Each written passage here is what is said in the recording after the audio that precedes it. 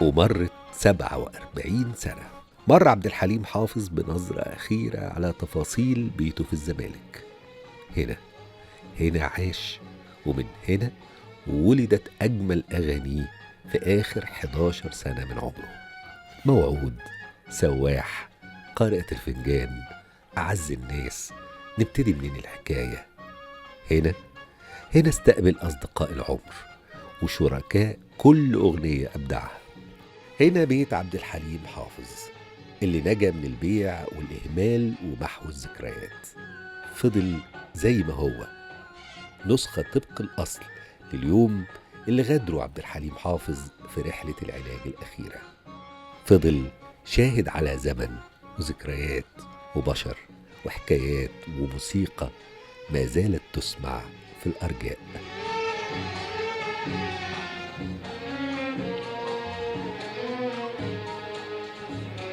أغيب واجي أزور بيت أستاذ عبد الحليم حافظ.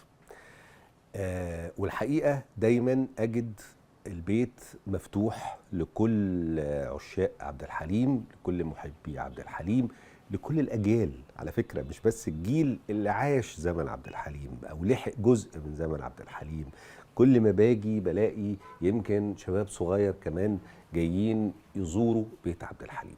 أهمية وجود بيوت الرموز الفنية والثقافية إنه أنت يعني بتربط حاجات جميلة ببعض، بتربط الذكريات بالأحداث اللي حصلت في البيت، وإزاي المكان اللي عاش فيه أثر على فنه. ما أكيد البيوت تحديدا اللي عاش فيها نجومنا أكيد أثرت على فنها. يعني أنا كان نفسي الحقيقة إن يفضل عندنا بيت السيدة أم كلثوم. للأسف الفيلا الجميلة المهمة اللي قريبة من هنا على فكرة اللي اتهدت. فآجي وأزور بيت الأستاذ عبد الحليم وتونس بشوية ذكريات من أهل البيت، لأن يعني عندهم ذكريات جميلة، وكل مرة بلاقي حكايات ما اتحكتش، حكايات يمكن مش للنشر لكن جميل انك تعرفها عن واحد من اهم المطربين المصريين.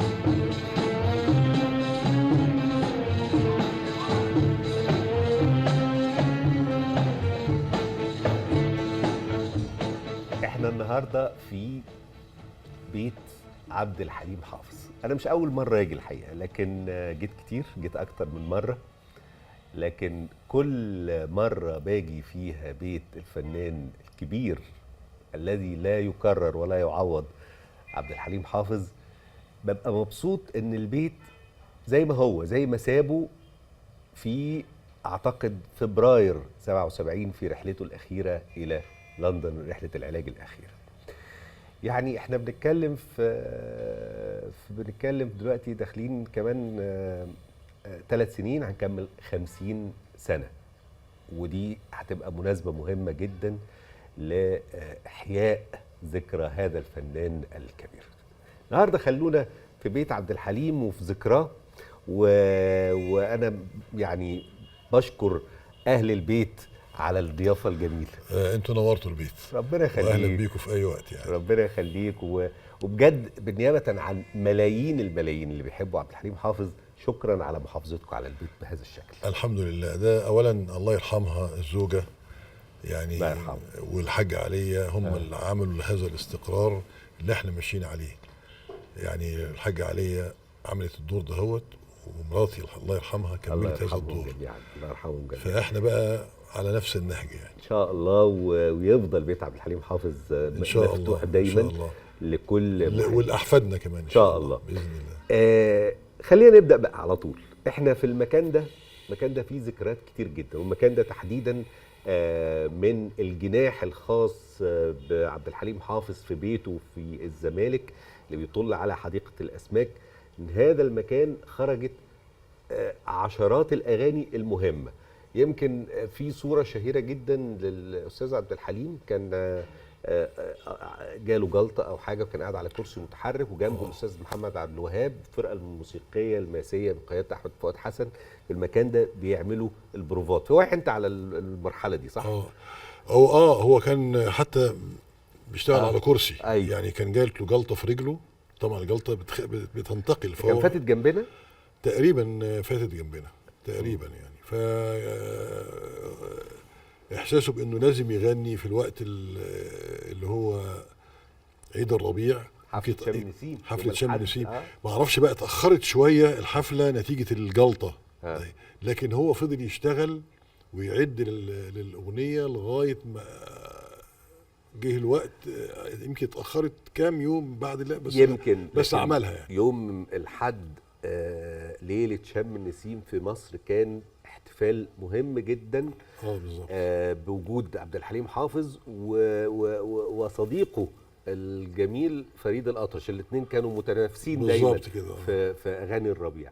هنا القاهرة، من مختارات الإذاعة أغنية عيد الربيع، تأليف فتحي أورة، تلحين عبد الحميد توفيق زكي، وغناء عبد الحليم حافظ. عيد الربيع صافي وبديع، عيد الربيع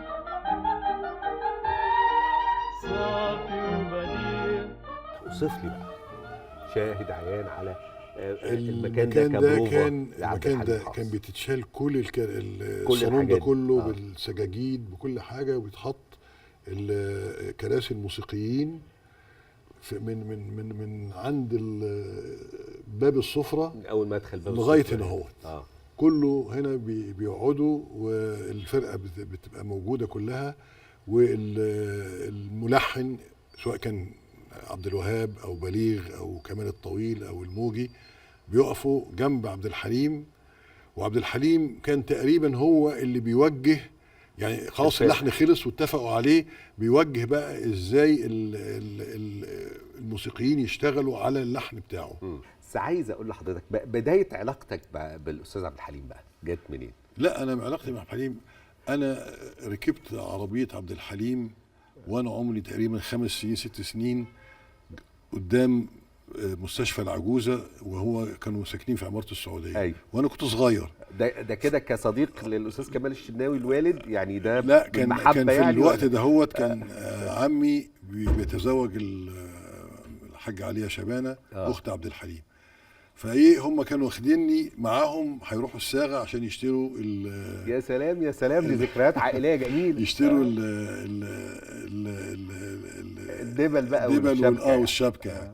فانا دخلت، وكانت المفروض جدتي ام والدي وعمتي والحاجه عليا الله يرحمها كلهم رايحين يشتروا الشبكه. فانا دخلت العربيه دهيت، فهي راح جاي هو قاعد في الكرسي القداماني جنب السواق، قال لي انت مين؟ قلت له انا محمد. قال لي محمد مين؟ قلت له محمد كمال الشناوي. قال لي انت باباك كمال؟ ازيك؟ المهم ايه، لقيت حد كده لطيف وجميل قوي يعني. طبعا ما كنتش واعي لعبد الحليم، واعي طبعا اللي فيه حاجه بس مش واعي قوي لعبد الحليم يعني. وبعدين قالوا لا يا ابو حليم انت مش هتركب العربيه دي، العربيه دي هتروح بيها الصاغه، انت هتركب العربيه الثانيه. قال لهم يعني انا مش في العربيه دي؟ قال لهم طيب حاضر، مع انها عربيته يعني. وراح واخد بعضه انا زعلت قوي ان هو مشي لان كنت عايز اقعد معاه يعني.